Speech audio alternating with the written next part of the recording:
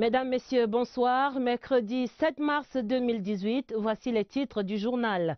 Les trompettes de l'amitié entre Rabat et Yaoundé confirment l'organisation de la CAN 2019 au Cameroun dans un contexte de visite des chantiers par le Premier ministre sur les sites de Garoua ce mercredi. Nous y allons dans un instant. Les trompettes d'Elekam sonnent la fin du suspense et annoncent 36 dossiers de candidature retenus pour les sénatoriales du 25 mars. Photographie générale à suivre dans ce journal. Les trompettes du 8 mars résonnent demain à travers le Cameroun.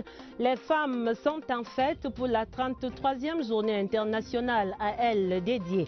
Madame Chantal Biya, épouse du chef de l'État, présidera le défilé au boulevard du 20 mai à Yaoundé. Voilà pour les titres.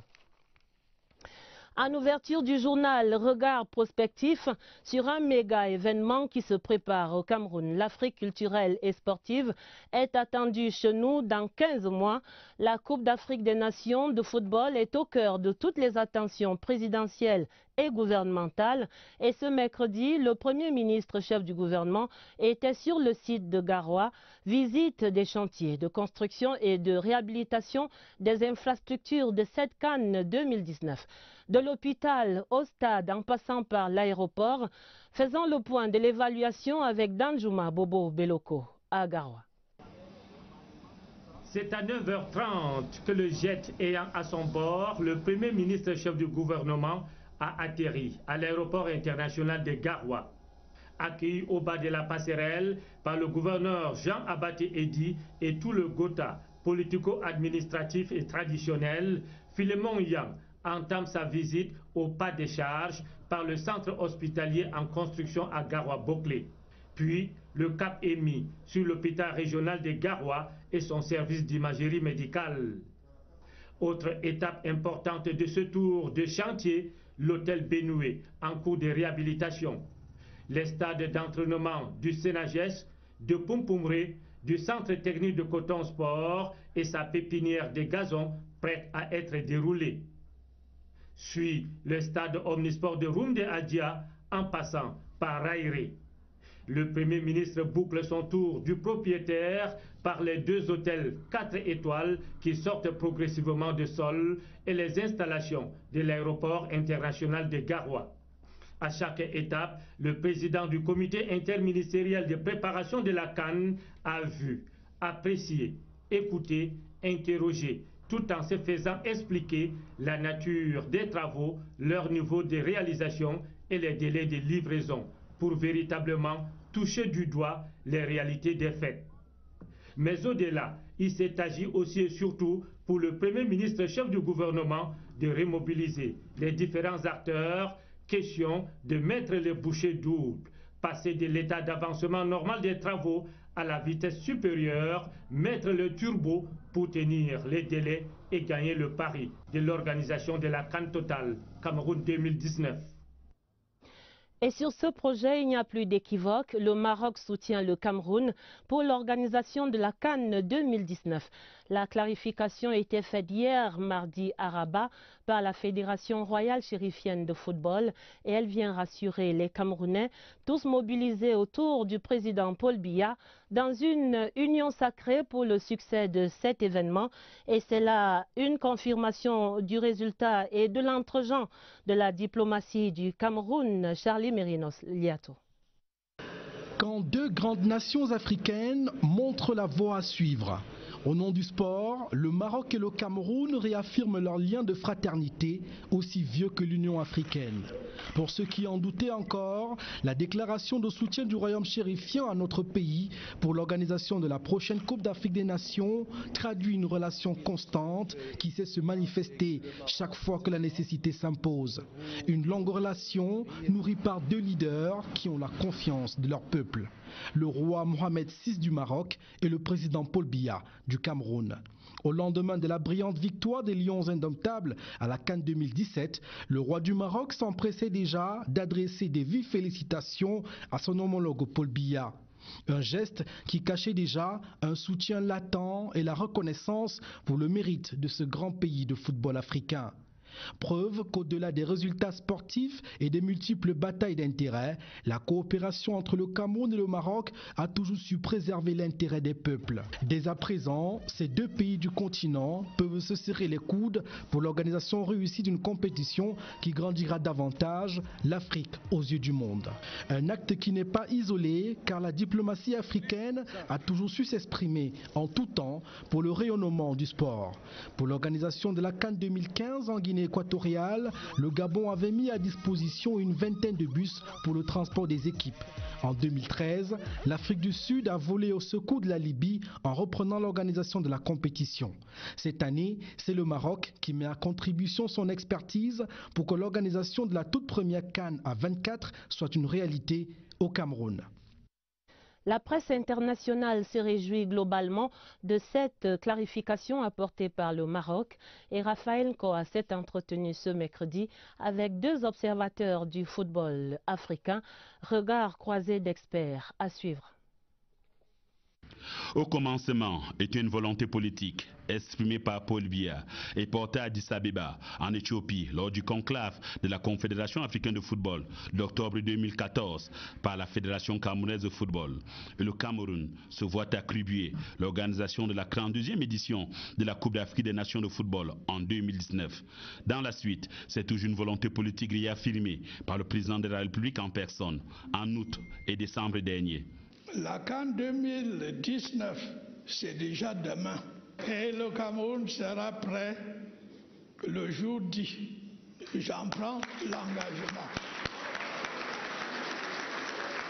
La déclaration du président de la Fédération royale marocaine de football soutenant l'organisation de la CAN Total 2019 par le Cameroun consacre une autre victoire politico-diplomatique de Paul Biya. Dans la tourmente du doute sémée dans les esprits par divers signaux émis par certains médias sur le retard de cette fête du football africain à notre pays au profit du royaume chérifien, le chef de l'État a su user des canaux nécessaires pour clore le débat. Une fois de plus, c'est désormais clair, le Maroc n'est pas une solution de rechange. Le Maroc s'en tient à la décision du comité exécutif de la Confédération africaine de football, attribuant l'organisation de la CAN Total 2019 au Cameroun. Les plus fins observateurs de la sphère du ballon rond sur le continent ne se trompent pas d'ailleurs sur le sujet. Le chef de l'État, le président Paul Biya, a pris un engagement solennel. Tout sera prêt pour la CAN 2019. Qui peut donc mettre en doute les paroles d'un chef de l'État? Personne. Ni moi, petit journaliste de base, ni le président de la Confédération africaine de football. C'est une affaire qui est maintenant politique. Il y a une essence même dont on oublie toujours la dimension, c'est la politique dans le football. Le football est un vecteur de la politique, de la réussite d'un pays. Donc moi j'ai assez confiance à la mobilisation. Ainsi plane le sphinx Paul Biya qui disait déjà au lendemain de la victoire des Lions indomptables à Sydney il y a près de 18 ans. Lorsque l'on fixe des objectifs, l'on s'en donne les moyens et l'on y croit jusqu'au bout. Yes, we can 2019. Ça y est, Elections Cameroun met fin au suspense. Un conseil électoral spécial rendait public ce mercredi les candidatures validées pour les sénatoriales du 25 mars. Au total, 36 dossiers retenus sur les 42 reçus. Le président Eno Abrams Egbe annonce également que seuls deux partis, le RDPC et l'UNDP, vont compétir dans les 10 régions. Séverin Allegambele présente ici la cartographie générale de ces sénatoriales 2018. La fin de la session de plein droit du Conseil électoral d'Elections Cameroun a débouché ce mercredi sur la publication des listes des candidatures à l'élection des sénateurs, bien avant la date du 10 mars, le délai légal. Le Conseil électoral a réussi 42 listes de candidats. Après examen, 36 listes ont été acceptées, 16 rejetées et le Conseil électoral a enregistré un désistement du parti politique dans la région du centre. Sur les rejets, il est indiqué que les listes de l'UPC ont été mises de côté dans la Damawa, le nord et le sud-ouest. Les dossiers ont été jugés incomplets faute du cautionnement. Les listes du SDF ont été rejetées à l'est et à l'extrême nord, en plus du cas du désistement signalé dans le centre. L'UNDP sollicite les suffrages dans toutes les circonscriptions électorales. Et, à l'image de l'ANDP, le premier jet de candidature publié par l'ECAM est porteur d'espoir. Nous avons mis le soin nécessaire à nous assurer que toutes les pièces des dossiers étaient conformes à la loi électorale.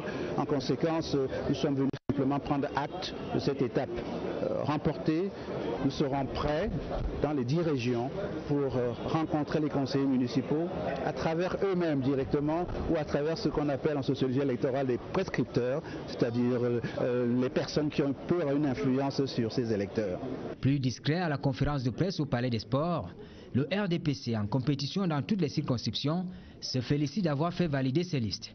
Il reste à gérer la campagne électorale qui commence bientôt et surtout les frustrations générées par les investitures. Le militant sollicite de la part du parti l'investiture. Ça signifie que cette investiture peut lui être accordée, mais qu'elle peut aussi lui être refusée. Pour diverses raisons, nous allons gérer, ce ne sont pas les premières frustrations que le parti a, nous allons les gérer et nos militants vont comprendre les critères parce que je crois que si le président national, si le vice-premier ministre ont mis le paquet pour retenir les meilleurs candidats, nos autres camarades vont comprendre cela.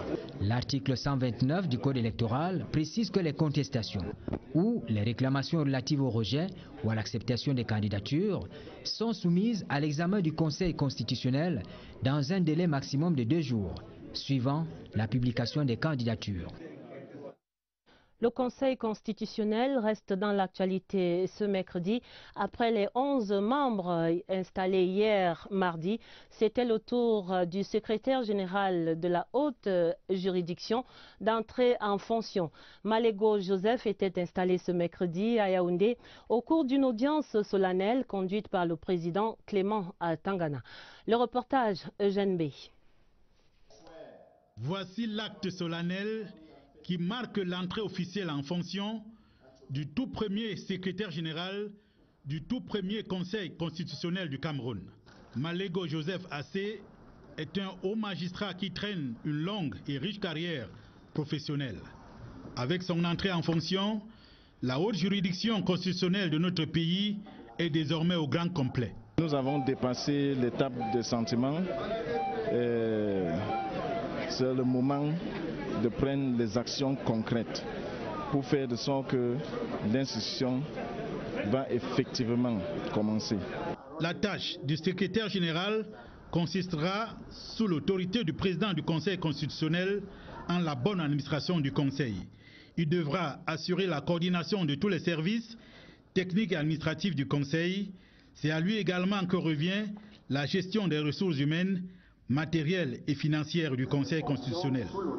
Clément Tangana lui demande de mettre un soin particulier à la préparation et à l'organisation du travail du Conseil constitutionnel. Une tâche que ce magistrat de 4e grade s'engage à remplir loyalement devant un parterre de grands corps de l'État et de nombreux invités. Riche actualité politique et la prise de fonction du secrétaire général du Conseil constitutionnel constitue ce mercredi un palier supplémentaire dans la consolidation de notre modèle démocratique qui connaît une véritable accélération en ce début d'année 2018. Et dans la mouvance de ces mutations politiques, reparlons ce soir du réaménagement gouvernemental du 2 mars dernier. Et c'est avec vous, Aimé Robert Bina. Bonsoir. Bonsoir Adèle. Vous êtes le rédacteur en chef ici à la CRTV Télévision. Et pour vous, ce réaménagement qui continue d'alimenter les débats peut être lu à travers le prisme d'une première grille, celle d'une autre main tendue du chef de l'État pour la résolution de cette crise qui perdure dans les 2 régions du nord-ouest et du sud-ouest. Assurément, la crise avait atteint un moment critique. Le chef de l'État, en maître du jeu, qui sait saisir les enjeux, se devait de reprendre la main. Il l'a fait de fort belle manière en répondant à certaines récriminations qui revenaient comme une litanie sur la représentativité de nos compatriotes du nord-ouest et du sud-ouest dans les hautes sphères de l'État. Ainsi, les ministères de souveraineté ne sont plus un domaine réservé. Paul Biya a brisé le plafond de verre. C'est une nouvelle nouvelle ère.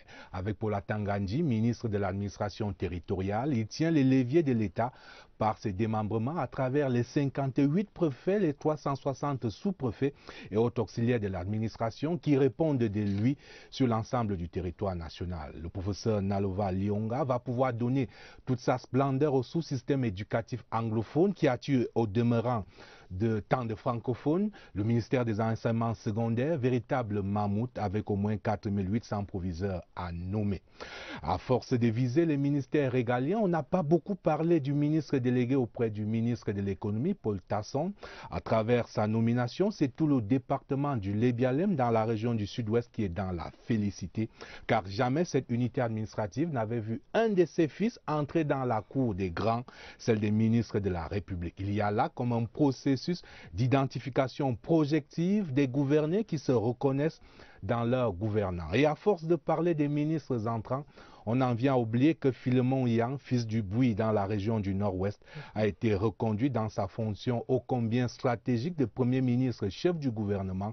Philemon Yang a succédé à Inoni Ephraim qui a remplacé Peter Mafani Moussongai qui venait après Simon Achidiachou. Un quart de siècle que ça dure. Et dans le flot des réactions, on entend des questionnements sur certains choix ou sur certains profils. C'est vite oublié, comme le disait un chef d'État de l'Afrique de l'Ouest, que le fauteuil présidentiel n'est pas un banc à plusieurs places. Traduction, c'est une seule personne qui l'occupe et qui décide, fort de son pouvoir discrétionnaire. Et on peut également lire à travers ce réaménagement gouvernemental, Aimé Robert, une réelle volonté forte du chef de l'État, une tendance vers le rajeunissement et le renouvellement de cette équipe gouvernementale. Oui, Adèle, ce n'était qu'un réaménagement et pourtant les lignes ont profondément bougé avec ce vent de fraîcheur entre rajeunissement et renouvellement, vous l'avez dit. Les noms reviennent encore. Depuis vendredi dernier, Tora Galax Landry, le nouveau secrétaire d'État à la Défense chargé de la gendarmerie nationale, Oswald Baboké, directeur adjoint du cabinet civil à la présidence de la République, et Lung Pontier, secrétaire général adjoint de la présidence de la République, et Lundoé Somba Gaston, ministre de l'eau et de l'énergie, Joseph Lé, ministre de la fonction publique. C'est une génération de cadres et de Kenka qui conforte ce rêve camerounais que tout est possible, même quand on vient du lointain Yokadouma, comme Armand Diodom, secrétaire d'État aux travaux publics. On peut incarner le renouvellement en parfaite synergie avec les aînés dans un bel alliage générationnel. Il y a là certainement des adjuvants de la stabilité du Cameroun, faire de la place aux jeunes sans faire une chasse en règle aux vieux. Et on peut le dire, le réaménagement gouvernemental du 2 mars consacre aussi l'accélération d'un processus voulu par tous les Camerounais, la décentralisation, concrétisation d'une promesse présidentielle. Il y a là tout un ministère dédié à cette décentralisation et au développement local.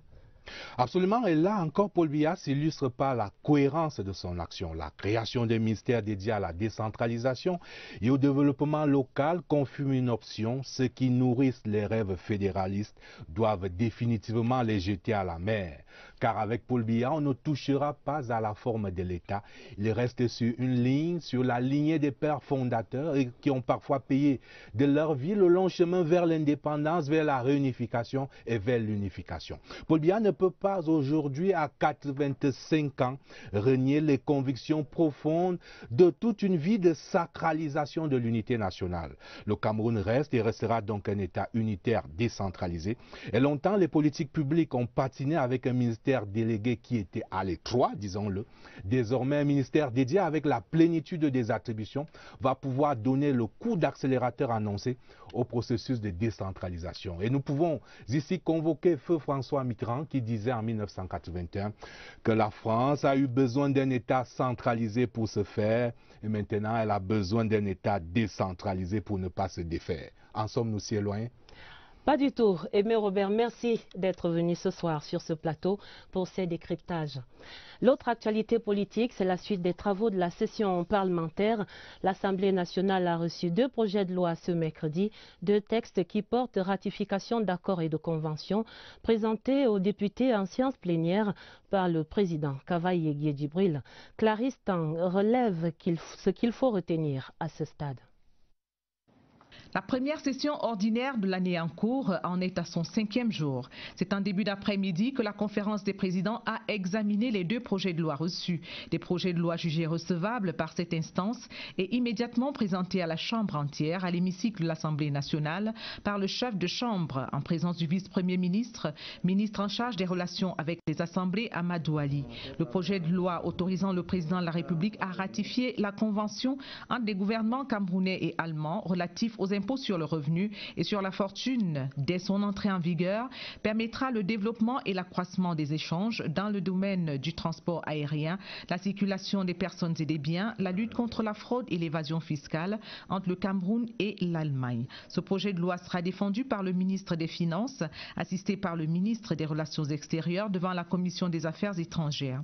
Dans un environnement international marqué par le dynamisme et la complexification des opérations commerciales, les procès aboutissent souvent à de lourdes condamnations pécuniaires de nature à compromettre les objectifs de développement des États africains. Il est donc nécessaire de renforcer l'expertise et la capacité de négociation des États africains dans divers domaines. C'est tout l'intérêt du second texte présenté à la représentation nationale qui sera défendu devant la Commission des Affaires étrangères par le ministre de l'Économie, assisté par le ministre des Relations extérieures. L'actualité, c'est également à Douala la prise de commandement des chefs militaires récemment nommés à la tête des différentes unités à la 2e région militaire interarmée. Il s'agit du général de division Salimou Amadou et du général de brigade Elias Tungé installés ainsi que les commandants de forces de surface de la base aérienne 201 de Douala et du chef de la division régionale des anciens combattants et victimes de guerre pour le littoral. Une cérémonie de prise d'armes présidée par Joseph Betty-Assomon, le ministre délégué à la présidence chargé de la défense. Retrouvons à Douala l'envoyé spécial Éric Benjamin Lamère.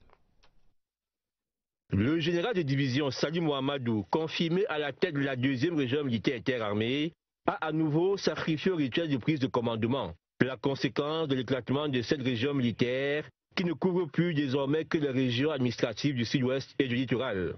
Il est donc le tout premier commandant de la 2e région militaire interarmée reconfigurée, tout comme le général de brigade Elias Tungé qui a pris le commandement de la 2e région de gendarmerie, elle aussi reconfigurée à la faveur des décrets signés le 21 février dernier. Le ministre de la Défense est également installé dans ses fonctions. Le commandant des forces de surface, en la personne du capitaine de vaisseau Emmanuel Kenfag-Ndogmo, avant que la boucle ne soit bouclée par le lieutenant-colonel Georges Christy Ngebaha comme commandant de la base aérienne 201 de Douala et le colonel Syriac Patrice Bomo comme chef de division régionale pour le littoral du secrétaire d'État à la Défense chez les anciens combattants et victimes de guerre. À ces chefs militaires, Joseph Betty-Assomon leur a rappelé la spécificité et la sensibilité de leur zone d'action et leur a demandé d'être efficaces, ce qui passe entre autres par de maintenir la discipline au sein de la troupe. Vous devez vous employer à appréhender judicieusement et rapidement votre nouvel environnement socio-politico-économico-sécuritaire. Vous évoluez dans une circonscription couvrant en partie la façade maritime de notre pays et de la sous-région, et qui de ce fait constitue une zone de confiance de grands enjeux stratégiques. Je vous prescris de poursuivre la planification et la conduite énergique des différentes opérations dans votre zone de responsabilité. La cérémonie de prise d'armes qui avait pour cadre la place des fêtes de Douala s'est achevée par une parade militaire et a connu la participation de l'essentiel de ce que Douala compte comme autorité, ainsi que de hauts responsables du commandement militaire. Nous restons à Douala pour ces bonnes perspectives pour l'industrie et les ménages. La France accorde un financement de près de 109 milliards au Cameroun pour le transport de l'électricité dans la capitale économique. Les 2 accords de financement étaient signés ce mercredi entre le ministre de l'économie Alamine Ousmane Mey et les plénipotentiaires français de la Société Générale, et c'était en présence de l'ambassadeur de France, son Excellence Gilles Thibault. Notre reporter Marie-Laurence Nké explique ici la portée de ce financement pour Douala. Le développement du secteur de l'énergie est l'un des piliers majeurs sur lesquels le Cameroun compte pour être émergent d'ici à 2035. Les deux accords qui viennent d'être conclus vont contribuer à renforcer et à stabiliser les réseaux de transport d'électricité de la ville de Douala, qui se trouve dans une situation où la demande ne fait que s'accroître. Deux accords, dont l'un est un crédit acheteur d'environ 92 milliards de francs CFA et l'autre un crédit financier d'environ 17 milliards de francs CFA. C'est un projet qui pour nous fait sens et c'est pour cette raison que la Société Générale s'est positionnée et a proposé donc de financer 100% du contrat commercial. Ce projet va permettre de diversifier les zones de ravitaillement d'énergie vers la capitale économique, minimiser les risques de coupure avec les centres de distribution et de production d'énergie, également construire des réseaux de lignes de 90 kV en milieu urbain. Pour que, au plan économique, au plan social, nos entreprises ainsi que nos familles puissent bénéficier donc d'une énergie stable. Un pas décisif vers la concrétisation du vaste programme d'investissement public qui entre dans le cadre du projet de société du président Paul Biya. Et voici la grande enquête du 20h30 pour tenter de voir clair sur les raisons de la non-intégration des lauréats de la faculté de génie industriel de Douala au sein de l'Ordre national des ingénieurs du génie civil du Cameroun. 4 années après leur diplomation, plus de 300 de ces professionnels évoluent toujours dans la clandestinité. Explication sur une détresse de plus en plus perceptible, c'est une enquête de Oswald Modon. L'histoire aurait dû avoir un meilleur épilogue. Des études universitaires couronnées de succès et le monde du travail qui s'ouvre aux nouveaux ingénieurs du génie civil. Il ne manquait qu'une étape, l'adoubement par l'ordre national. Et c'est justement ce qui n'est pas arrivé. Déjà 4 promotions au pied de la dernière marche. Plus de 300 ingénieurs, des anciens de la filière du génie civil de la faculté de génie industriel de l'université de Douala pour l'essentiel. Nous n'avons pas accès aux emplois qui exigent par ailleurs qu'on doit être inscrit au tableau de l'ordre pour exercer légalement la profession. J'ai constaté en octobre que je ne recevais plus de notifications et lors de la rencontre annuelle, mon nom ne figurait pas sur la liste présente. Formé peut-être, diplômé sans doute, mais tout cela n'est pas assez pour être accueilli au sein de l'ordre. À partir du fait qu'au début nous avons reçu donc 2-3 demandes d'inscription à l'ordre et nous nous sommes dit bon, on va les admettre provisoirement le temps de faire un certain nombre de recherches. Nous avons donc reçu donc ce document, attestation, qui donnait donc un diplôme d'ingénieur en génie industriel spécialité génie civil. Le génie civil n'a rien à voir avec le génie industriel. Nous avons ici ce qu'on appelle les programmes harmonisés de formation des ingénieurs de génie civil. Au jour d'aujourd'hui, des établissements qui prétendent au Cameroun former des ingénieurs de génie civil ne respectent pas ces programmes harmonisés qui viennent du ministre de l'Enseignement supérieur. Ce serait donc là l'un des soucis. Une formation dispensée par des structures qui naissent quasiment tous les jours et dont les modules et les formateurs suscitent encore quelques interrogations. La mesure ne vise donc pas spécifiquement les lauréats de la faculté de génie industriel de l'université de Douala. Au-delà donc des problèmes de la FGI, au-delà des problèmes de l'ISS qui vient maintenant d'être transformé en école nationale supérieure polytechnique de Maroua, nous venons encore de créer une école polytechnique à Bamenda qui a une filière génie civil. Il est donc important que dès maintenant, on s'assure que les formations vont être dispensées avec les moyens minimum requis. Le ministre de l'Enseignement supérieur, saisi, a mis sur pied un cadre de concertation chargé de se pencher sur la question. Nous avons eu une première réunion qui tendait à en définir le contour. Et depuis donc que cette réunion s'est tenue en novembre, donc jusqu'au jour d'aujourd'hui, nous attendons la convocation formelle donc d'une session de ce cadre de concertation. Les regards sont désormais tournés vers l'immeuble ministériel numéro 2. Là-bas résident les espoirs des deux parties. Pour les uns, le pass pour accéder à l'ordre et pour l'ordre, l'assurance de compter en son sein des ingénieurs dont la formation ne souffrira d'aucun doute. C'est à suivre certainement. Et parlons santé et de ces maladies graves que sont l'hypertension et le diabète, des pathologies examinées par les experts de la santé, membres de la Société camerounaise de cardiologie. Cette semaine à Yaoundé, ils tiennent leur 11e congrès depuis ce mercredi. Plus de 700 spécialistes sont ainsi venus d'Afrique et d'Europe pour faire avancer les connaissances dans ces divers domaines. Lucie Colette Avolo. Au Cameroun, selon les statistiques de l'Organisation mondiale de la santé, 30% de Camerounais sont hypertendus. Si je vous dis que la prévalence est en augmentation, c'est frappant parce que nous avons par exemple dans la population adulte camerounaise 30% d'hypertendus, à peu près 6 à 10% de diabétiques, c'est beaucoup. Et c'est de là donc que viennent les complications, c'est-à-dire les accidents vasculaires cérébraux que nous observons, les insuffisances cardiaques, les insuffisances rénales qui vont nécessiter l'hémodialyse, les crises cardiaques qu'on observe de plus en plus. Si le diabète est une cause majeure de cécité, d'insuffisance rénale, d'accident cardiaque et d'amputation des membres inférieurs, le choix du thème n'est pas anodin. C'est pour ces raisons que les endocrinologues et les cardiologues se réunissent pour trouver les meilleures stratégies pour lutter contre ces deux maladies. Nous avons aussi invité des infirmiers. On leur apprend comment faire pour dire que définitivement cette personne est hypertendue. Ensuite, on leur apprend les signes de complications, les signes de gravité qui nécessitent par exemple d'envoyer le malade chez le spécialiste. Et ensuite, on leur apprend quels sont les traitements les plus simples, les plus efficaces pour prendre en charge ces maladies. Les travaux durent 3 jours. Et demain, la fête des femmes à travers le monde. Pour le Cameroun, Madame Chantal Biya, épouse du chef de l'État, va présider demain 8 mars donc à 11 h au boulevard du 20 mai le défilé marquant la célébration de cette 33e édition de la Journée internationale de la femme. C'est un communiqué signé du directeur du cabinet civil, Samuel Mvondo Ayolo. Et pour le programme de ce défilé, il y aura dès 7h30 l'arrivée des responsables du ministère de la Promotion de la Femme et de la Famille, des équipes d'encadrement de ce défilé. À 8h30, la mise en place des différents défilants et des groupes d'animation. À 9h, l'arrivée des invités. 9h30, l'arrivée des autorités administratives. À 10h20, l'arrivée des chefs de mission diplomatiques et des représentants des organisations internationales invitées. À 10h30, arrivée des membres du gouvernement et assimilés invités.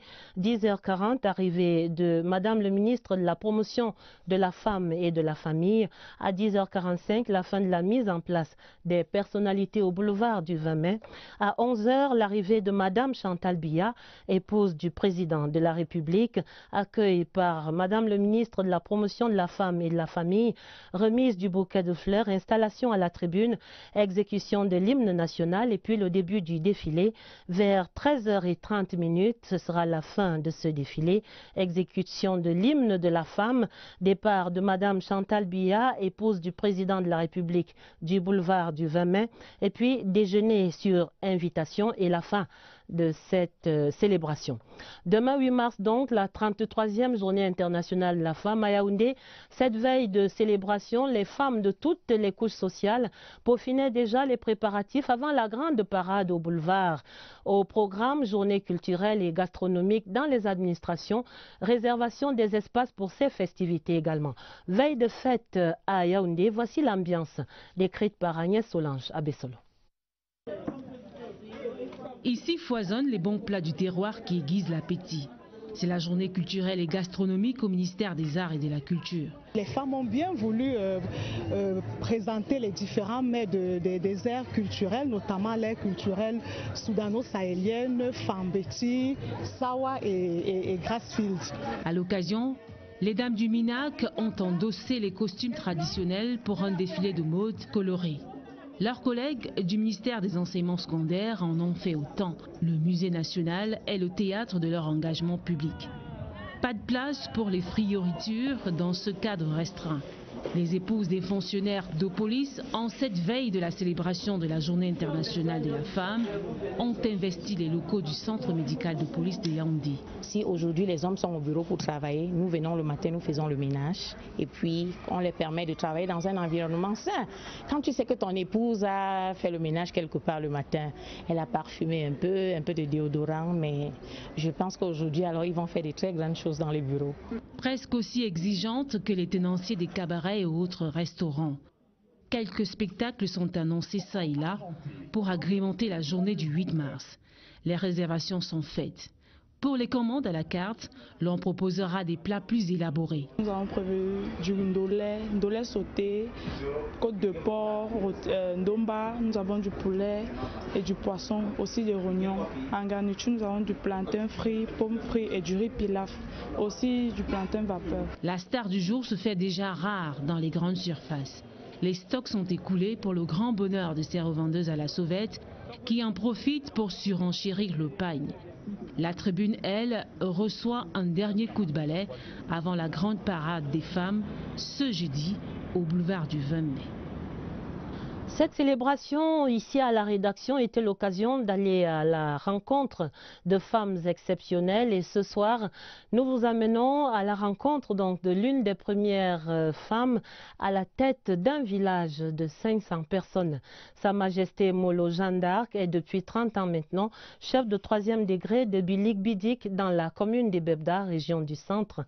Autrefois fonctionnaire, cette mère de 2 enfants est maintenant la gardienne des valeurs ancestrales. Sa Majesté s'est confiée à notre reporter Daniel Menanga. Écoutez plutôt.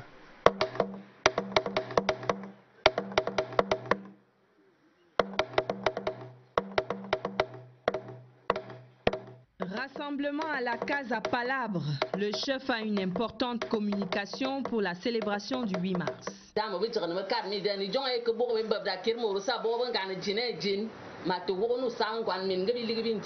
À Bilik Bindik, le chef est une femme, parmi les toutes premières au Cameroun. Sa Majesté Jeanne d'Arc règne ici depuis 30 ans. Mon père était chef et j'ai succédé à mon père. C'était en 1988 que j'ai été intronisée. Mon petit frère était très jeune et j'étais le seul enfant à mon père qui pouvait prendre la succession immédiatement. C'est pour ça que j'ai été candidat. Eneli Gérard, son père, lui a transmis les pouvoirs du trône. Ça, ce ne sont pas des choses qu'on parle. Il me cognait son front sur mon front et il prenait ma main droite et soulevait. Jeanne d'Arc Molo n'a que 32 ans à l'époque. Elle abandonne son poste de fonctionnaire des finances, ses rêves de femme, pour se consacrer à Bilik Bindik. Ça me manque, s'il faut dire la vérité, ça me manque de temps en temps, mais j'ai choisi, parce que quand on choisit servir le peuple, il ne faut pas le faire à moitié.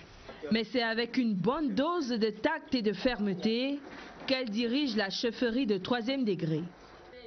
7 hommes et 2 femmes l'entourent. Dans la vie de tous les jours, Sa Majesté Molo est maman, la femme de 62 ans, cuisine de bons petits plats pour sa maisonnée, l'illustration même de la femme accomplie dans un milieu aussi fermé que celui des chefferies traditionnelles en pays étonne. Chapeau, Majesté. Et dans les sports, voici Madame Ongandoa Simoa Stella. Elle est gendarme et karatéka. Elle porte haut l'étendard de sa génération et de son pays au championnat d'Afrique de karaté. Son portrait brossé par Pierre Evembe. C'est une gendarme qui sert sous les drapeaux. Je suis formée militairement, donc on t'envoie, tu pars seulement. 16e au classement mondial de karaté dans sa catégorie, un honneur salué par la gendarmerie nationale. Et pourtant, Stella Ongandoa s'est fait la part des choses dans ces 3 dimensions. Quand je suis au travail, je fais mon travail. Quand je suis dans mon milieu sportif, je fais le sport. Et quand je suis à la maison, je joue mon rôle de fille, de mère, de copine. Sa hiérarchie, ancienne athlète de haut niveau, veille au grain sur l'encadrement. En faisant le sport, elle a en même temps les facultés intrinsèques, physiques intrinsèques, pour se défendre en cas d'attaque. Et c'est ça que je demande à tout le personnel féminin qui, en réalité, sert sous le drapeau, qui doit se comporter en Amazone. Loin des vareuses et autres tenues camouflées, Stella Ongandoa rentre pleinement dans un autre univers où elle sait si bien défendre les couleurs du pays. La vie, c'est un combat, il faut se battre pour arriver. Et quand on veut atteindre un objectif, il faut se donner les moyens. Donc, par exemple, moi j'ai voulu être champion d'Afrique aujourd'hui. Je me suis battue pour arriver, pour pouvoir obtenir le titre de champion d'Afrique. Aujourd'hui, je suis gendarme, j'ai supporté toute la formation, toute la manœuvre. Aujourd'hui, je suis fière. Elle portera son cabas le 8 mars tout en présentant ses faits d'armes dans l'émergence de son pays, le Cameroun. D'autres dames, les femmes des services du Premier ministre, donnaient à voir ce mercredi leurs divers talents en prélude à cette célébration de demain. Elles ont dansé, elles ont présenté des défilés de mode et des dégustations des plats du terroir pour des moments d'exhibition de notre diversité culturelle si riche. Laurentine Bekono raconte.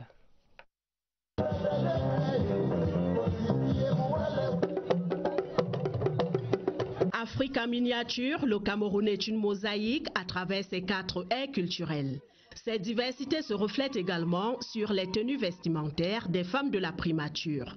Elles donnent à voir dans un défilé de mode en prélude au 8 mars.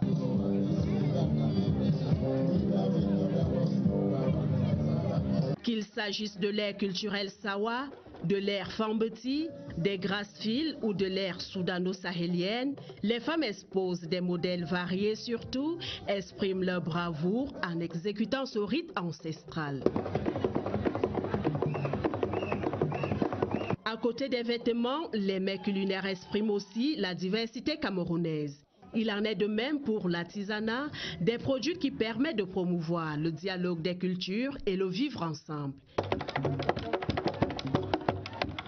Même en matière culinaire, vestimentaire et artisanale, le Cameroun se présente comme un pays uni dans sa diversité. Un 8 mars, sous les premiers cris des bébés au Crasser, le Centre hospitalier de recherche et d'application en chirurgie et reproduction humaine a vu la naissance ce 7 mars de 4 bébés, 2 garçons et 2 filles. Et parmi les couples, une maman comblée qui confie sa joie à notre reporter, Joseph Clément Ongba. Vivant dans sa Belgique natale, ce citoyen flamand a été convaincu par son épouse, naturalisée belge mais d'origine camerounaise, de venir tenter une expérience de fécondation in vitro au Crasser. Et c'est concluant avec au bout du parcours une jolie fillette. Je viens de Belgique. On a décidé de faire confiance au professeur. Et voilà le résultat. On a bien fait. Pour aboutir à cette naissance, l'équipe du professeur Kassia aura surmonté l'endométriose dont elle souffrait. On appelle de certaines substances qui tuent les spermatozoïdes et ça fait que la femme ne pourra pas tomber enceinte. On a stimulé et puis on a pu obtenir une grossesse par les techniques d'ici que nous pratiquons habituellement ici. C'est-à-dire qu'on a pris les spermatozoïdes, on a pris les ovocytes et on a fait faire la fécondation et on a replacé dans son utérus. Désormais mère d'une fille, après plusieurs années de mariage sans enfant, une autre maman est venue de Pointe-Noire au Congo. Je réside au Congo, Congo-Brazza, plus précisément la ville de Pointe-Noire. J'ai fait part de ça à mon mari, je suis venu au Cameroun, je suis venu à Yaoundé, j'ai pris des renseignements. Bon, comme vous voyez là, c'est comme ça. Parmi les 4 bébés, 2 garçons, dont celui-ci, il redonne sourire à une maman après une dizaine d'années de mariage sans enfant également. Elle est toute reconnaissante à l'endroit de Madame Chantal Biya. C'est un sentiment de joie, de bonheur, de rêve qui se réalise. Je voudrais remercier d'abord le Seigneur qui nous a permis d'être ici et surtout à Madame Chantal Biya qui connaît vraiment les problèmes véritables des femmes par ses œuvres humanitaires et par la création de ce centre qui a permis de résoudre bon nombre de problèmes de fertilité dans les couples. Les enfants se portent comme un charme, leur maman aussi. En cette veille du 8 mars, ces naissances sont une belle fleur offerte à la femme camerounaise. Les dames de la CRTV également dans la mouvance du 8 mars, elles ont fait d'hier mardi un jour de fête au foyer des enfants malvoyants de Lonkak ici à Yaoundé. Les dames de la CRTV sont allées soulager les souffrances de ces enfants défavorisés. Pour leur donner un peu de sourire, elles ont offert des denrées alimentaires et des appareils électroménagers dans le cadre des festivités de ce 8 mars donc. Catherine Toulou et Langa étaient de cette fête. Des moments de forte émotion passés autour de ces enfants vulnérables. Les femmes de la CRTV sont venues en masse soutenir ces enfants du foyer des aveugles et malvoyants et défavorisés de Lonkak. On veut leur donner l'espoir un peu qu'ils ne sont pas oubliés et aussi appuyer la coordinatrice de ce foyer, l'aider à bien s'occuper des enfants. Cette descente humanitaire fait partie des activités organisées en prélude à la Journée internationale de la femme. Dans leurs mains, des denrées alimentaires, mais aussi des appareils électroménagers pour aider ce foyer à mieux organiser son quotidien. Ces dames de cœur de la CRTV sont reparties certainement le cœur en peine, mais avec la satisfaction d'avoir accompli un devoir, celui de mère de l'humanité. À l'ENAM, l'École nationale d'administration et de magistrature, les dames là-bas donnaient une conférence débat dans le grand amphithéâtre de l'école. 2 intervenants pour décrypter les 2 thématiques du jour, femmes, paix et sécurité, et femmes et réseaux sociaux. Le compte rendu, Inès Magou. L'ENAM veut se positionner comme un acteur majeur dans le partenariat pour le développement durable, d'où la rencontre organisée ce jour à Yaoundé pour débattre de son rôle dans les questions de paix et de sécurité au Cameroun. Les femmes aimeraient savoir comment elles peuvent, comprendre ces problèmes et quel pourrait être leur rapport. Durant cet échange, les femmes, les étudiants et les enseignants de l'ENAM ont été édifiés sur 2 thématiques centrales, femmes, paix et sécurité, femmes et réseaux sociaux. Dans le contexte qui est le nôtre, les femmes sont mieux placées que quiconque pour déceler les signes de radicalisation de nos jeunes. De ce point de vue, elles devraient être au cœur des dispositifs. Il est question pour elles de savoir quelles sont les règles sur Internet, comment est-ce qu'on doit publier, quelles sont les dérives qui peuvent arriver et comment est-ce qu'elles peuvent contrecarrer. Ce moment de réflexion constitue la cerise sur le gâteau d'une semaine d'activités intenses et de communion. Conférence débat également au cabinet conseil en ressources humaines OBIV. Une conférence à l'intention des femmes entrepreneurs avec l'appui du JICAM, du BIT et de ONU Femmes. Le thème « Comme elles devenaient leaders ».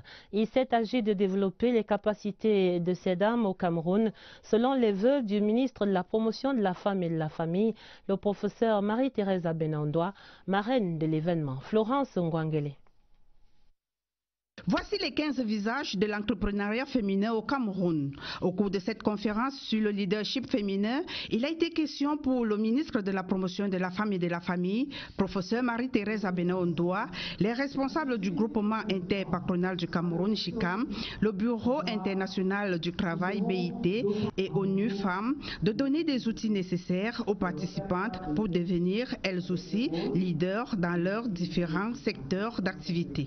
Donc nous sommes là pour tout simplement pour montrer que la femme au travail, c'est une femme qui contribue à part entière à l'émergence de son pays. Aujourd'hui, nous invitons nos jeunes sœurs, nos filles, à suivre également ce parcours-là, à créer. Les exposés et les échanges au cours de cette conférence vont à coup sûr aider ces femmes d'affaires, salariées d'entreprise ou agents d'administration à transformer leurs affaires. Les femmes, c'est aussi dans la politique au Cameroun et Elections Cameroun encourage ces dames dans la région de l'Est à s'inscrire massivement sur les listes électorales. Cette activité menée là-bas s'inscrivait dans le cadre de la Journée internationale de la femme 2018 à l'initiative d'Elecam en partenariat avec ONU Femmes. Le reportage de Denis Amand à Bertois. Elles étaient toutes là, sans distinction de rang social, déterminées de remplir leurs devoirs citoyens, s'inscrire sur la liste électorale afin de prendre part aux différents scrutins. Cette initiative d'Elections Cameroun, en partenariat avec ONU Femmes, vise à donner à la jeunesse féminine son véritable poids électoral, tout en lui permettant de prendre une part active à la vie politique de son pays. Il est question que les uns et les autres sachent que la femme a des compétences et que ces compétences peuvent être mises à disposition du pays, de tout un territoire pour son développement durable. Une campagne que promeut le gouvernement qui invite tous les citoyens en âge de voter à s'inscrire sur les listes électorales. Il était temps de les inviter à s'inscrire massivement sur les listes électorales pour prendre part aux activités politiques de notre pays. Avec une telle mobilisation des filles et femmes de l'Est pour les inscriptions sur les listes électorales, il ne sera pas surprenant que le taux d'enrôlement s'améliore de façon considérable dans la région de l'Est. Terminons en beauté et c'est déjà la fête de ce 8 mars avec Charlotte Dipanda au Cameroun. La diva de la musique était ce jour face à la presse pour présenter son 4e album et annoncer des spectacles qu'elle va mener ici au Cameroun et ailleurs et parler également de sa fondation, cette fondation qu'elle impulse avec l'énergie qu'on lui connaît. Voici le compte rendu de cette rencontre avec Christian Batchegane. C'est une Charlotte Dipanda tout sourire et épanouie qui se présente ce jour à la presse, portant dans ses bras un nouveau bébé musical baptisé « Un jour dans ma vie », son 4e album.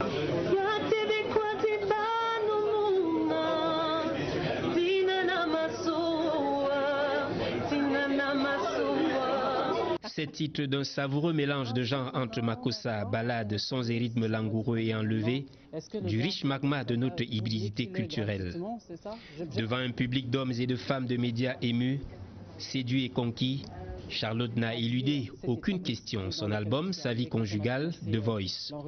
Une voix chaude et joyeuse, le propos juste, la mine affable, matinée d'émotions, la verve et la volupté étonnante de sobriété. Son 4e album aborde des sujets aussi variés que l'amour, l'amitié, Dieu, la fraternité. Elle se produira en spectacle le 29 mars prochain au Castel Hall de Douala et le 31 du même mois au Palais Polyvalent des Sports de Yaoundé. Une musique qui se nourrit à la sève de l'amour, un vrai rayon de soleil dans une journée nuageuse. Charlotte Dipanda pour le 8 mars et les femmes au Cameroun. La fin du 20h30 préparée avec la collaboration de Marie-Laurence Nké. Vous aurez le minuit avec Nicole Doudou et Baldwin Sama. Immédiatement sur cette antenne, le grand documentaire signé par Séverin Alégambélé sur la vie et l'œuvre de Joseph-Charles Doumbia, le défunt secrétaire général du RDPC. Très belle soirée sur la CIAR TV et d'avance une très belle fête à toutes les femmes. À demain, 20h30.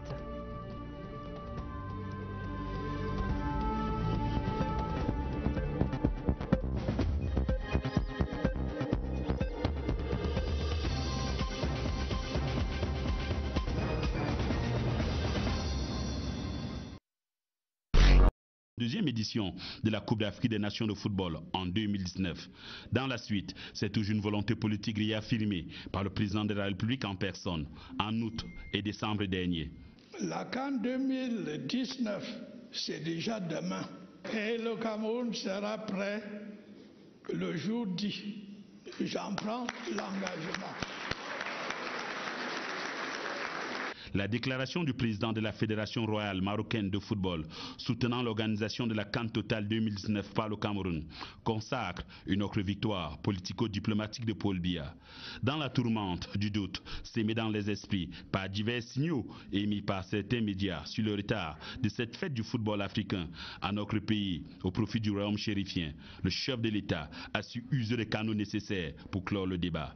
Une fois de plus, c'est désormais clair, le Maroc n'est pas une solution de rechange.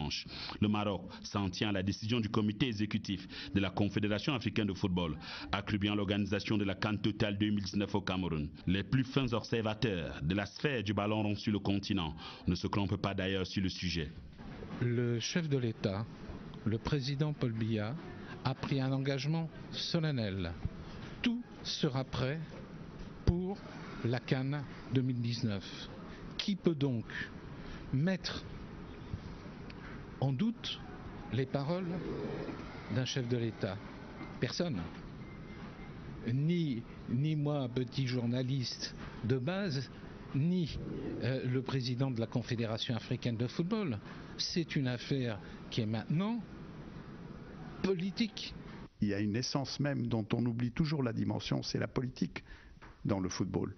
Le football est un vecteur de la politique de la réussite d'un pays. Donc moi j'ai assez confiance à la mobilisation. Ainsi plane le sphinx Paul Biya qui disait déjà au lendemain de la victoire des Lions indomptables à Sydney il y a près de 18 ans, lorsque l'on fixe des objectifs, l'on s'en donne les moyens et l'on y croit jusqu'au bout. Yes, we can 2019. Ça y est, Elections Cameroun met fin au suspense. Un conseil électoral spécial rendait public ce mercredi les candidatures validées pour les sénatoriales du 25 mars. Au total, 36 dossiers retenus sur les 42 reçus. Le président Eno Abrams Egbe annonce également que seuls 2 partis, le RDPC et l'UNDP, vont compétir dans les 10 régions. Séverin Allegambele présente ici la cartographie générale de ces sénatoriales 2018. La fin de la session de plein droit du Conseil électoral d'Elections Cameroun a débouché ce mercredi sur la publication des listes des candidatures à l'élection des sénateurs, bien avant la date du 10 mars, le délai légal. Le Conseil électoral a réussi 42 listes de candidats. Après examen, 36 listes ont été acceptées, 16 rejetées et le Conseil électoral a enregistré un désistement du parti politique dans la région du centre. Sur les rejets, il est indiqué que les listes de l'UPC ont été mises de côté dans la Damawa, le nord et le sud-ouest. Les dossiers ont été jugés incomplets faute du cautionnement. Les listes du SDF ont été rejetées à l'est et à l'extrême nord, en plus du cas du désistement signalé dans le centre. L'UNDP sollicite les suffrages dans toutes les circonscriptions électorales. Et, à l'image de l'ANDP, le premier jet de candidature publié par l'ECAM est porteur d'espoir. Nous avons mis le soin nécessaire à nous assurer que toutes les pièces des dossiers étaient conformes à la loi électorale.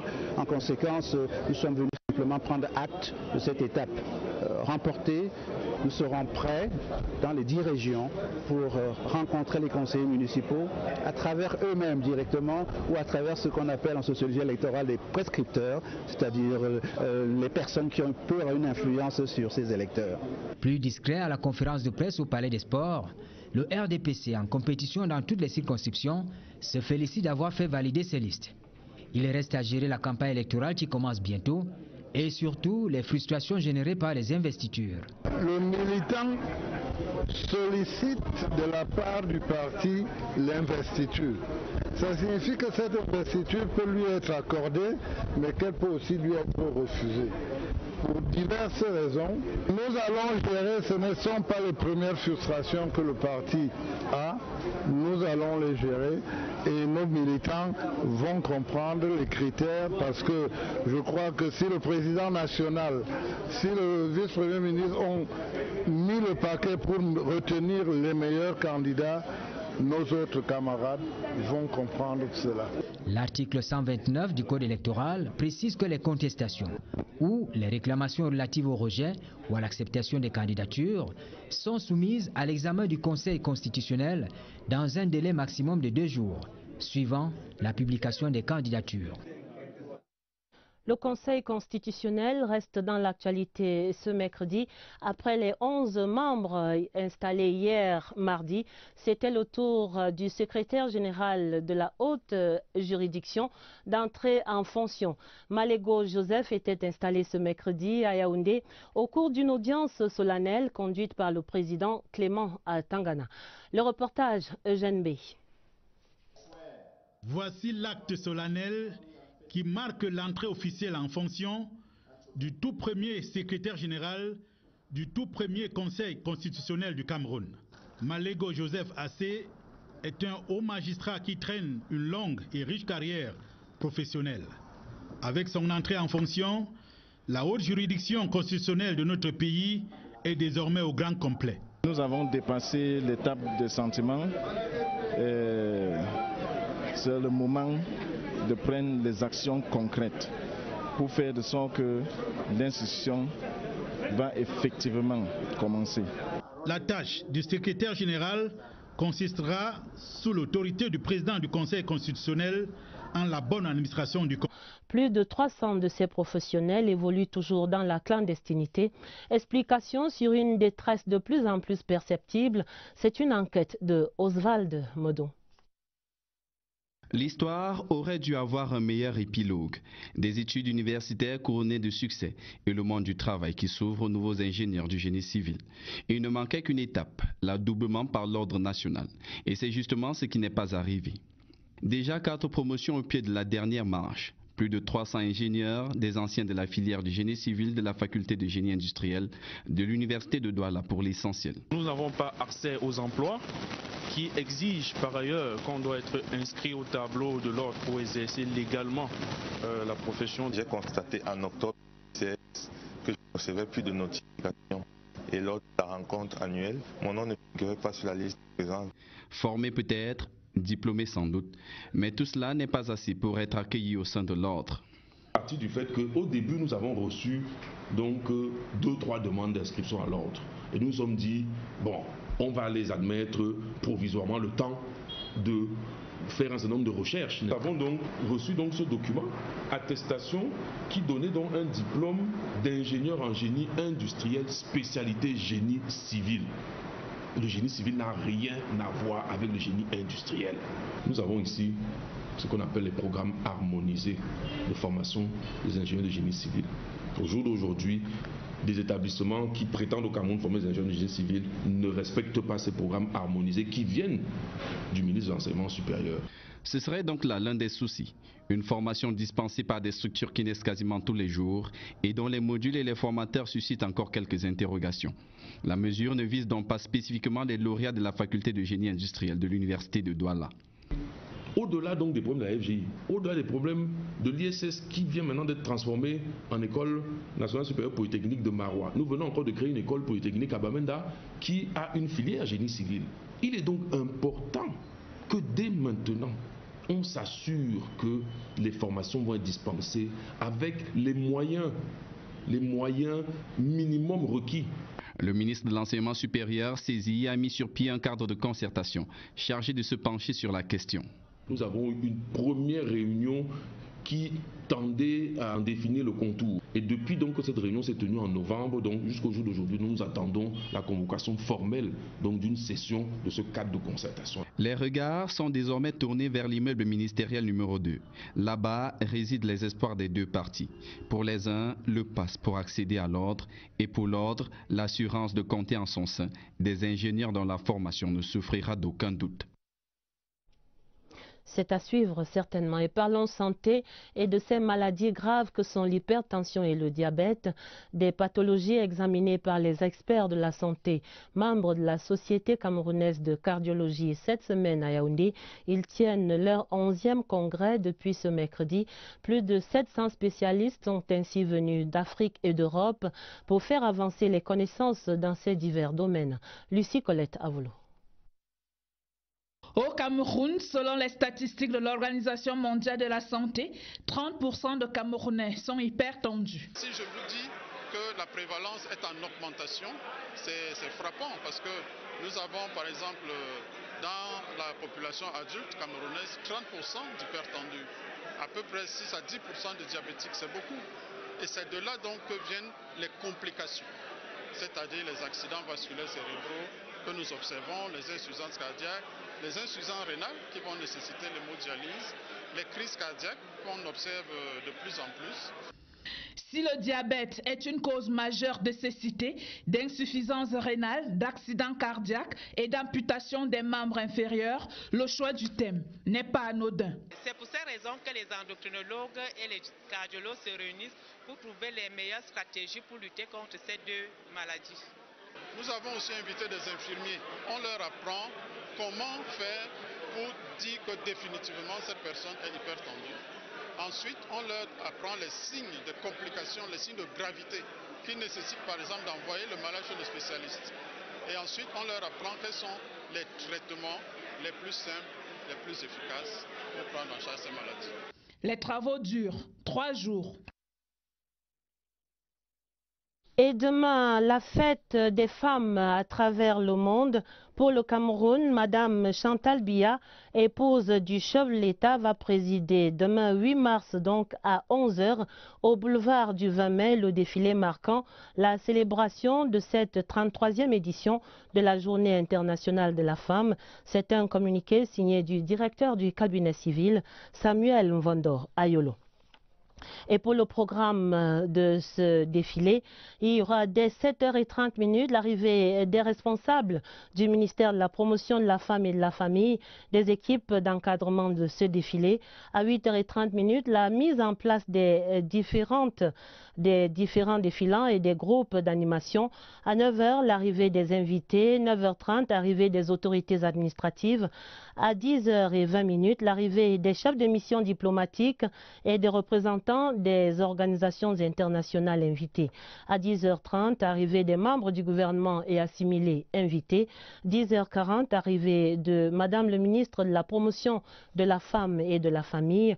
À 10h45, la fin de la mise en place des personnalités au boulevard du 20 mai. À 11h, l'arrivée de Madame Chantal Biya, épouse du président de la République, accueil par Madame le ministre de la Promotion de la Femme et de la Famille, remise du bouquet de fleurs, installation à la tribune, exécution de l'hymne national et puis le début du défilé.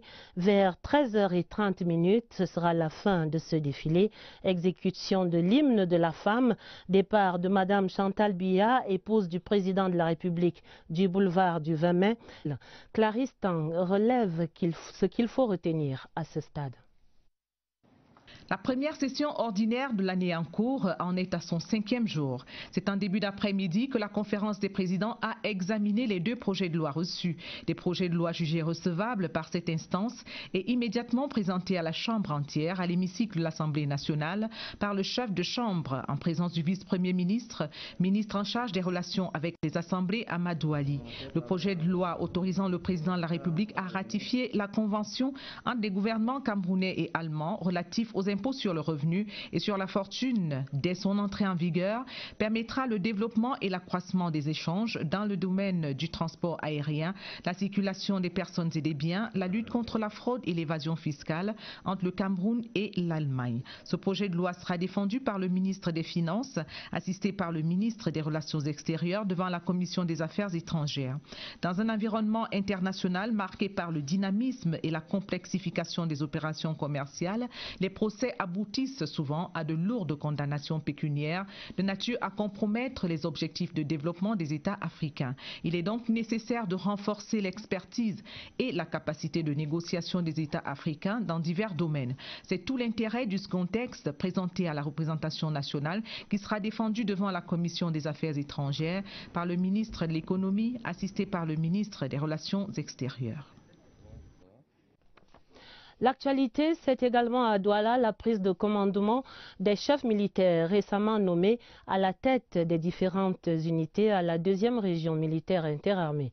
Il s'agit du général de division Salimou Amadou et du général de brigade Elias Tungé, installés ainsi que les commandants de forces de surface de la base aérienne 201 de Douala et du chef de la division régionale des anciens combattants et victimes de guerre pour le littoral.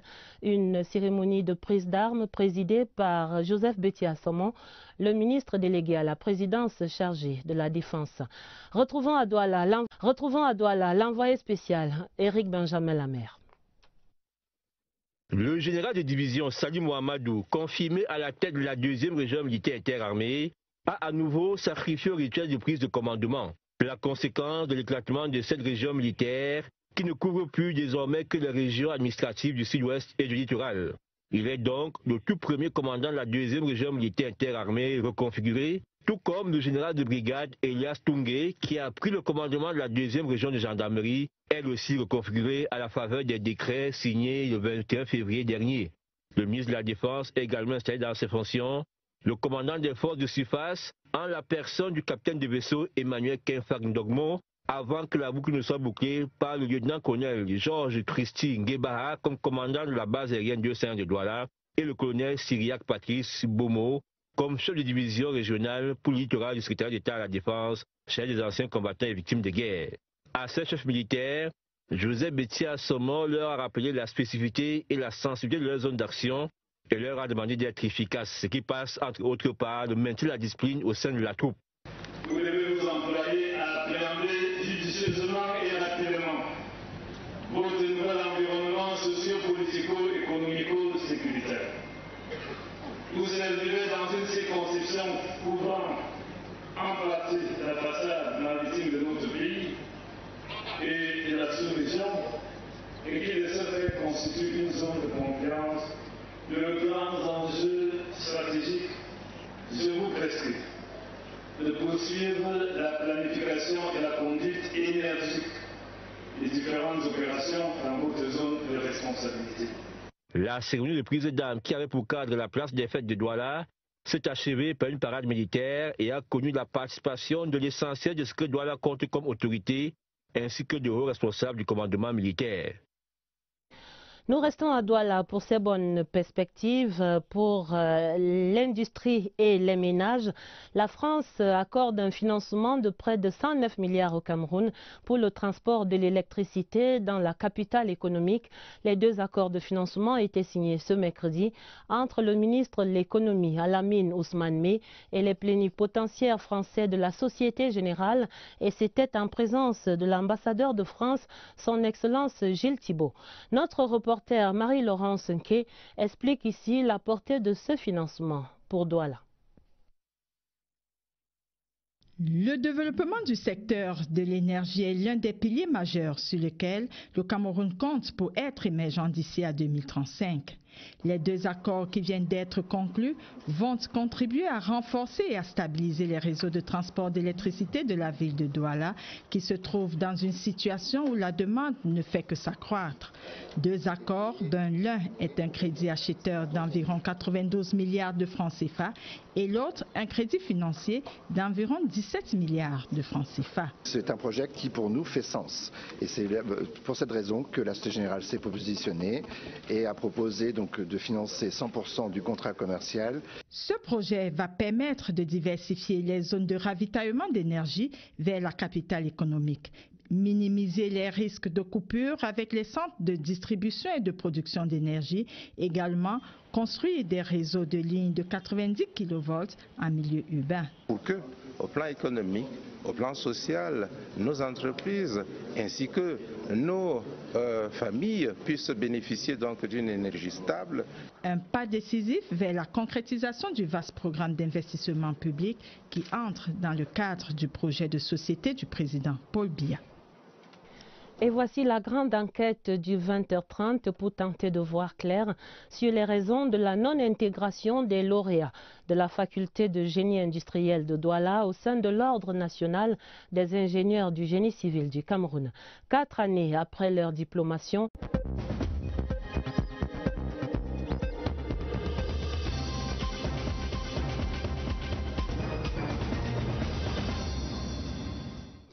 Mesdames, Messieurs, bonsoir. Mercredi 7 mars 2018, voici les titres du journal.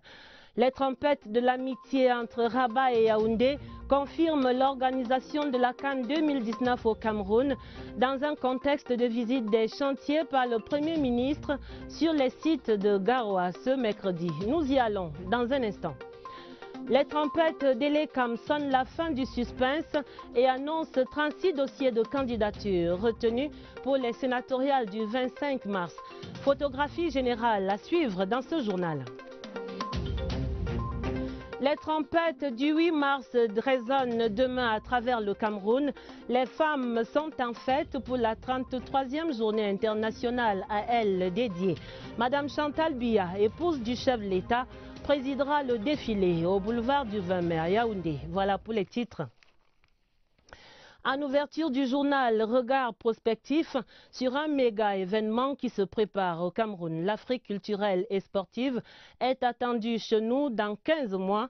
La Coupe d'Afrique des Nations de football est au cœur de toutes les attentions présidentielles et gouvernementales. Et ce mercredi, le Premier ministre chef du gouvernement était sur le site de Garoua, visite des chantiers de construction et de réhabilitation des infrastructures de cette CAN 2019. De l'hôpital au stade en passant par l'aéroport, faisant le point de l'évaluation avec Danjuma Bobo Beloko à Garoua. C'est à 9h30 que le jet ayant à son bord, le Premier ministre chef du gouvernement a atterri à l'aéroport international de Garoua. Accueilli au bas de la passerelle par le gouverneur Jean Abaté Edi et tout le Gotha politico-administratif et traditionnel, Philémon Yang entame sa visite au pas des charges par le centre hospitalier en construction à Garoua-Boclé. Puis, le cap est mis sur l'hôpital régional de Garoua et son service d'imagerie médicale. Autre étape importante de ce tour de chantier, l'hôtel Benoué en cours de réhabilitation. Les stades d'entraînement du Sénages, de Pumpumré du centre technique de Coton Sport et sa pépinière de gazon prête à être déroulée. Suit le stade omnisport de Rumde Adia en passant par Rairé. Le Premier ministre boucle son tour du propriétaire par les 2 hôtels 4 étoiles qui sortent progressivement du sol et les installations de l'aéroport international de Garoua. À chaque étape, le président du comité interministériel de préparation de la CAN a vu, apprécié, écouté, interrogé, tout en se faisant expliquer la nature des travaux, leur niveau de réalisation et les délais de livraison, pour véritablement toucher du doigt les réalités des faits. Mais au-delà, il s'est agi aussi et surtout pour le Premier ministre chef du gouvernement de remobiliser les différents acteurs, question de mettre les bouchées doubles, passer de l'état d'avancement normal des travaux à la vitesse supérieure, mettre le turbo pour tenir les délais et gagner le pari de l'organisation de la CAN Total Cameroun 2019. Et sur ce projet, il n'y a plus d'équivoque. Le Maroc soutient le Cameroun pour l'organisation de la CAN 2019. La clarification a été faite hier, mardi, à Rabat, par la Fédération royale chérifienne de football et elle vient rassurer les Camerounais, tous mobilisés autour du président Paul Biya, dans une union sacrée pour le succès de cet événement. Et c'est là une confirmation du résultat et de l'entregent de la diplomatie du Cameroun. Charlie Mérinos Liato. Quand 2 grandes nations africaines montrent la voie à suivre. Au nom du sport, le Maroc et le Cameroun réaffirment leur lien de fraternité, aussi vieux que l'Union africaine. Pour ceux qui en doutaient encore, la déclaration de soutien du royaume chérifien à notre pays pour l'organisation de la prochaine Coupe d'Afrique des Nations traduit une relation constante qui sait se manifester chaque fois que la nécessité s'impose. Une longue relation nourrie par 2 leaders qui ont la confiance de leur peuple. Le roi Mohamed VI du Maroc et le président Paul Biya du Cameroun. Au lendemain de la brillante victoire des Lions indomptables à la CAN 2017, le roi du Maroc s'empressait déjà d'adresser des vives félicitations à son homologue Paul Biya. Un geste qui cachait déjà un soutien latent et la reconnaissance pour le mérite de ce grand pays de football africain. Preuve qu'au-delà des résultats sportifs et des multiples batailles d'intérêts, la coopération entre le Cameroun et le Maroc a toujours su préserver l'intérêt des peuples. Dès à présent, ces 2 pays du continent peuvent se serrer les coudes pour l'organisation réussie d'une compétition qui grandira davantage l'Afrique aux yeux du monde. Un acte qui n'est pas isolé car la diplomatie africaine a toujours su s'exprimer en tout temps pour le rayonnement du sport. Pour l'organisation de la CAN 2015 en Guinée équatoriale, le Gabon avait mis à disposition une 20aine de bus pour le transport des équipes. En 2013, l'Afrique du Sud a volé au secours de la Libye en reprenant l'organisation de la compétition. Cette année, c'est le Maroc qui met à contribution son expertise pour que l'organisation de la toute première CAN à 24 soit une réalité au Cameroun. La presse internationale se réjouit globalement de cette clarification apportée par le Maroc et Raphaël Koa s'est entretenu ce mercredi avec 2 observateurs du football africain. Regard croisé d'experts à suivre. Au commencement était une volonté politique exprimée par Paul Biya et portée à Addis Abeba en Éthiopie lors du conclave de la Confédération africaine de football d'octobre 2014 par la Fédération camerounaise de football. Et le Cameroun se voit attribuer l'organisation de la grande conseil. Il devra assurer la coordination de tous les services techniques et administratifs du conseil. C'est à lui également que revient la gestion des ressources humaines, matérielle et financière du Conseil constitutionnel. Clément Atangna lui demande de mettre un soin particulier à la préparation et à l'organisation du travail du Conseil constitutionnel. Une tâche que ce magistrat de 4e grade s'engage à remplir loyalement devant un parterre de grands corps de l'État et de nombreux invités. Riche actualité politique et la prise de fonction du secrétaire général du Conseil constitutionnel constitue ce mercredi un palier supplémentaire dans la consolidation de notre modèle démocratique qui connaît une véritable accélération en ce début d'année 2018. Et dans la mouvance de ces mutations politiques, reparlons ce soir du réaménagement gouvernemental du 2 mars dernier. Et c'est avec vous, Aimé Robert Bina. Bonsoir. Bonsoir Adèle. Vous êtes le rédacteur en chef ici à la CRTV Télévision. Et pour vous, ce réaménagement qui continue d'alimenter les débats peut être lu à travers le prisme d'une première grille, celle d'une autre main tendue du chef de l'État pour la résolution de cette crise qui perdure dans les deux régions du nord-ouest et du sud-ouest. Assurément, la crise avait atteint un moment critique. Le chef de l'État, en maître du jeu, qui sait saisir les enjeux, se devait de reprendre la main. Il l'a fait de fort belle manière en répondant à certaines récriminations qui revenaient comme une litanie sur la représentativité de nos compatriotes du nord-ouest et du sud-ouest dans les hautes sphères de l'État. Ainsi, les ministères de souveraineté ne sont plus un domaine réservé. Paul Biya a brisé le plafond de verre. C'est une nouvelle ère. Avec Paula Tangandji, ministre de l'administration territoriale, il tient les leviers de l'État par ses démembrements à travers les 58 préfets, les 360 sous-préfets et autres auxiliaires de l'administration qui répondent de lui sur l'ensemble du territoire national. Le professeur Nalova Lionga va pouvoir donner toute sa splendeur au sous-système éducatif anglophone qui attire au demeurant de tant de francophones, le ministère des enseignements secondaires, véritable mammouth avec au moins 4800 proviseurs à nommer. À force de viser les ministères régaliens, on n'a pas beaucoup parlé du ministre délégué auprès du ministre de l'économie, Paul Tasson. À travers sa nomination, c'est tout le département du Lébialem dans la région du sud-ouest qui est dans la félicité, car jamais cette unité administrative n'avait vu un de ses fils entrer dans la cour des grands, celle des ministres de la République. Il y a là comme un processus d'identification projective des gouvernés qui se reconnaissent dans leur gouvernants. Et à force de parler des ministres entrants, on en vient à oublier que Philemon Yang, fils du Bouy dans la région du Nord-Ouest, a été reconduit dans sa fonction ô combien stratégique de Premier ministre chef du gouvernement. Philemon Yang a succédé à Inoni Ephraim qui a remplacé Peter Mafani Moussongai qui venait après Simon Achidiachou. Un quart de siècle que ça dure. Et dans le flot des réactions, on entend des questionnements sur certains choix ou sur certains profils. C'est vite oublié, comme le disait un chef d'État de l'Afrique de l'Ouest, que le fauteuil présidentiel n'est pas un banc à plusieurs places. Traduction, c'est une seule personne qui l'occupe et qui décide, fort de son pouvoir discrétionnaire. Et on peut également lire à travers ce réaménagement gouvernemental, Aimé Robert, une réelle volonté forte du chef de l'État, une tendance vers le rajeunissement et le renouvellement de cette équipe gouvernementale. Oui, Adèle, ce n'était qu'un réaménagement et pourtant les lignes ont profondément bougé avec ce vent de fraîcheur entre rajeunissement et renouvellement, vous l'avez dit.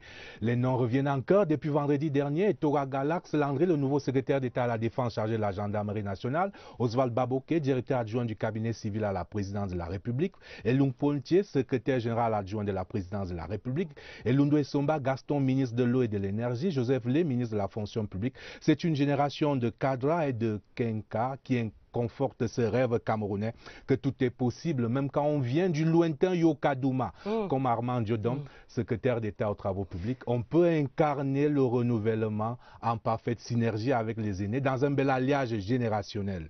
Il y a là certainement des adjuvants de la stabilité du Cameroun, faire de la place aux jeunes sans faire une chasse en règle aux vieux. Et on peut le dire, le réaménagement gouvernemental du 2 mars consacre aussi l'accélération d'un processus voulu par tous les Camerounais, la décentralisation, concrétisation d'une promesse présidentielle.